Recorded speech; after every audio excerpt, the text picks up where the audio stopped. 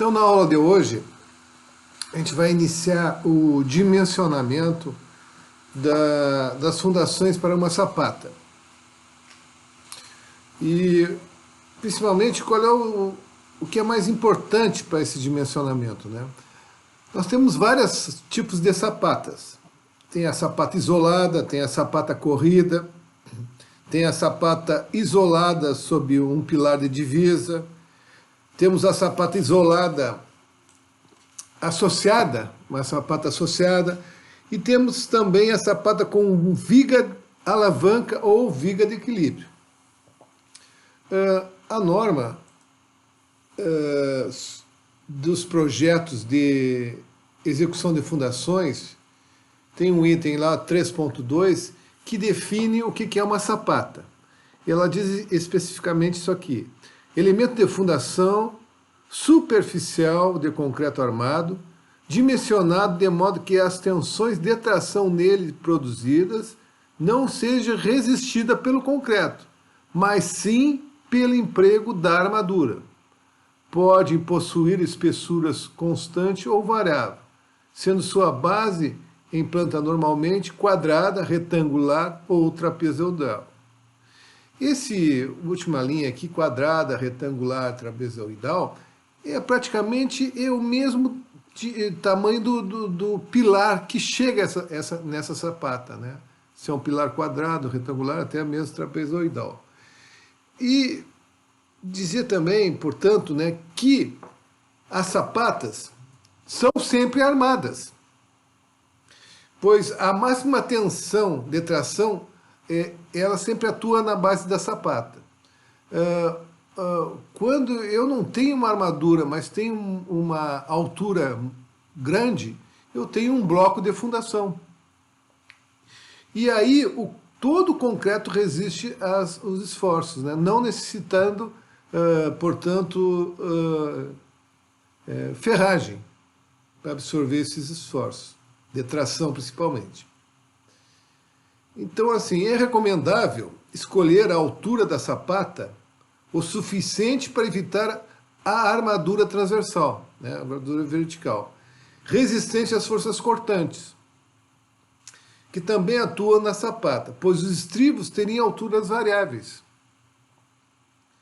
Então vamos começar destacando os tipos de sapata. Então aqui a gente está vendo a sapata de fundação com a armadura principal, e aqui, ó, as duas malhas, nas duas dimensões em relação a A e em relação a B.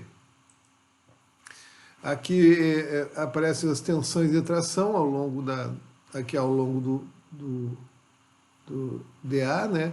E aqui ao longo de B, ao longo desse B aqui. Então todos os esforços de tração. Então AS principal em B e AS principal em A. Então, o que acontece? Nesse caso aqui, nós temos todos os esforços de tração resistindo por essa armadura. E os de compressão resistindo pela área da sapata aqui, né? Como a gente sabe que tensão é força sobre a área. Então, vamos começar pela sapata isolada, né? Essa aqui é a sapata mais comum que a gente encontra nas nossas construções, né? Esse tipo de sapata. E normalmente, como falou lá na definição, ela é, por exemplo, retangular. Aqui o pilar é retangular, né? Então a gente tem uma sapata retangular. Aqui eu tenho uma sapata com uma altura constante e aqui eu tenho uma sapata com uma altura variável, né? Dependendo do tipo de fundações, ou da carga, ou do solo, para te economizar forma de madeira, tu pode fazer esse tipo de sapata. Claro, se tu tiver uma sapata maior, com uma altura maior, né, é melhor fazer essa variável, porque aqui, ó, esse espaço que tem aqui, ele não recebe nenhum esforço, então pode ser eliminado esse concreto, como aqui aparece. Essa aqui é uma sapata isolada de divisa, mas vou pular ela aqui, vamos falar sobre a sapata corrida, né? Então eu tenho a sapata isolada, né, onde chega somente um pilar, né, por isso que a gente chama isolada, né, e tenho a sapata corrida, onde o A, essa dimensão aqui, tem que ser, no mínimo, né, maior, aqui está como menor, né? Essa aqui é uma sapata também isolada, onde tem esse pilar grande, mas ela é considerada ainda uma sapata isolada porque o A é menor que 5B. Numa sapata corrida, eu tenho o A maior que 5A. Aqui, ó. Então, quando eu tenho o A maior que 5B, então quando esse sentido tiver ao contrário, né, eu tenho essa dimensão A maior que 5B, 5 vezes esse lado aqui, eu tenho uma sapata corrida, né? E essas sapatas corridas são muito comuns, né? Por quê? Porque a gente consegue, por exemplo, botar uma parede em cima, né? E obras de pequenos portes, né? Casas, edifícios de baixa altura, galpões, muro de divisa, né? Paredes de reservatórios e piscinas, né? E muitas vezes, né, eles chamam isso aqui como se fosse uma viga baldrame, né? Uma viga baldrame. Mas a gente diz que é uma sapata corrida. O correto é dizer que é uma sapata corrida.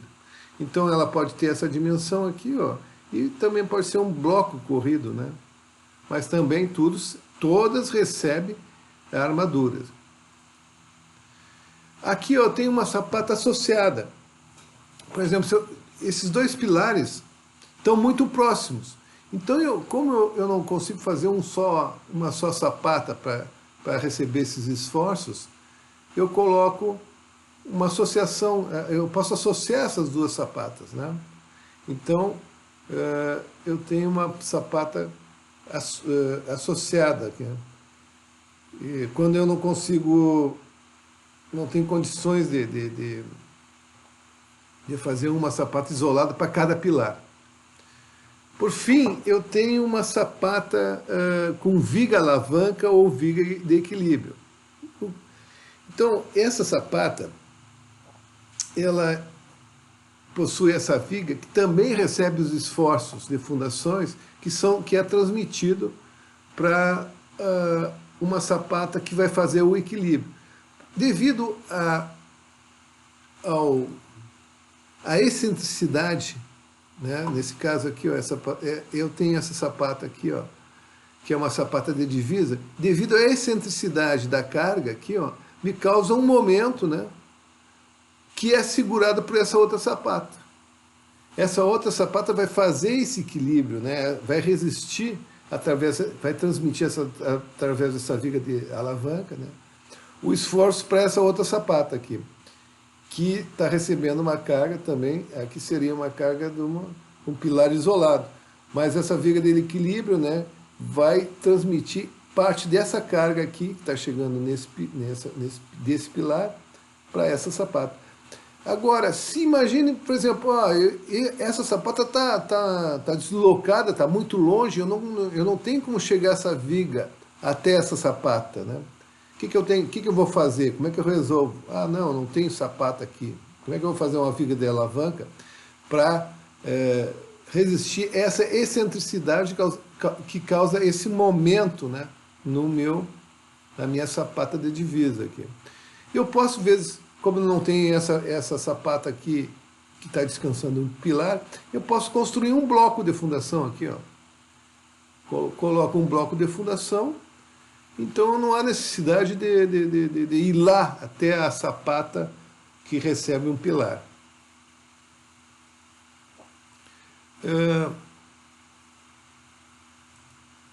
Uma recomendação que a norma diz o seguinte, ó, pela NBR 61.2012, a menor dimensão de uma sapata deve ser de 60 centímetros. E para edifícios de múltiplos andares, é recomendado que a menor dimensão de uma sapata seja de 80 centímetros. Aqui eu falo sobre o centro de gravidade. Por exemplo, o ideal é exatamente isso aqui, ó, uma sapata retangular, onde eu tenho um pilar retangular.